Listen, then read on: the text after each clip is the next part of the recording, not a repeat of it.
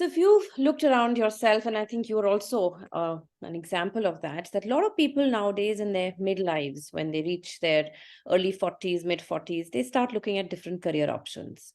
They want to switch from whatever they were doing earlier to something maybe totally different. And why do you think they're doing that? And is it okay to do it? I mean, what are your views on it?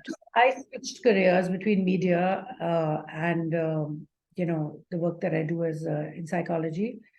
So there's one lesson I learned from my husband very early on. We used to have these discussions, and I remember we said to each other, and what he said to me, and I remember this and retain it, that let's both work in the fields that we've trained ourselves, because if we try and ape the kind of money people are making, or the kind of success they have, or the homes they have, or traveling plans, or whatever it may be, if we start looking outside of us and try to find an organized way of earning money, or having a career which we're not trained to do, we are going to stumble. And I suppose I held on to that, and also held on to my career because the masters won't let me do anything. I'm guided like God. I'm pulled in that direction.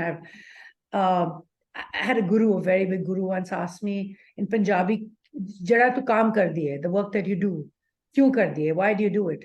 And in my best Punjabi, grew up in Bombay, said in not my colloquial language, now it is in Delhi, and I said "Khichda."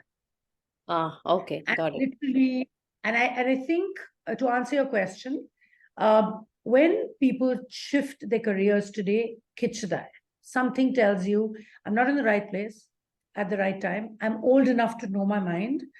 I'm old enough to sort of come into my sort of space of mindfulness. Yeah. Not engaging with it fully, perhaps, but knowing a little bit more that I can do. And it's okay for me to, because life is a journey. It's not just about one thing. Like we said originally, what you said, that women come with wearing so many hats. It's the same thing for every human. I believe it's a good change.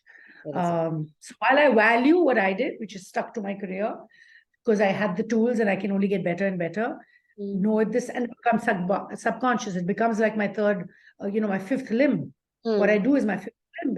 I'm able to reach out to people with the capacity to do what I do subconsciously. I can have a conversation with you and bring up so many aspects of my work so easily because they're part of me. So I believe that's one. But who says you can't take this to the other sort of career? Who can't take the wisdom from one into another? We can.